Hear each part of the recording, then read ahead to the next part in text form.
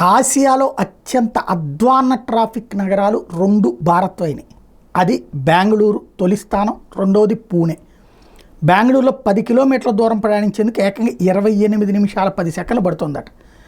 Tom traffic index 2023 నివేదిక ఇది. నగరవాసులు ఏడాదికి 132 అదనపు గంటలు ట్రాఫిక్లోనే గడిపేస్తున్నారు. దానివలన ఏది రెస్పిరేటరీ ప్రాబ్లమ్స్ ఇవన్నీ వస్తున్నాయి, ప్లస్ సమయం వృధా అవుతుంది.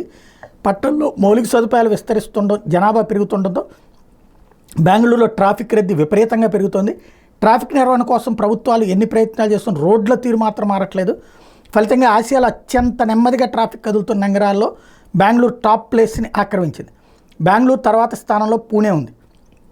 అక్కడ రోడ్ల మీద 10 కిలోమీటర్ల ప్రయాణానికి 27 నిమిషాల 50 సెకండ్లు పడుతుందట. ఆ తర్వాత స్థానాల్లో ఫిలిప్పీన్స్లోని మనీలా 27 నిమిషాల 20 సెకండ్లట.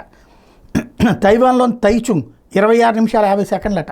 మొత్తం 6 ఖండాల్లోని 387 సిటీలని టామ్ ట్రాఫిక్ ఇండెక్స్ అంచనా వేసి వివరాలు వెల్లడించింది. ప్రపంచవ్యాప్తంగా చూసుకుంటే గత ఏడాది ఈ జాబితాలో లండన్ మొదటి స్థానంలో నిలిస్తే అక్కడ 10 కిలోమీటర్ల దూరం చేరుకోవడానికి సగటున 37 నిమిషాల 20 సెకండ్లు పట్టేది.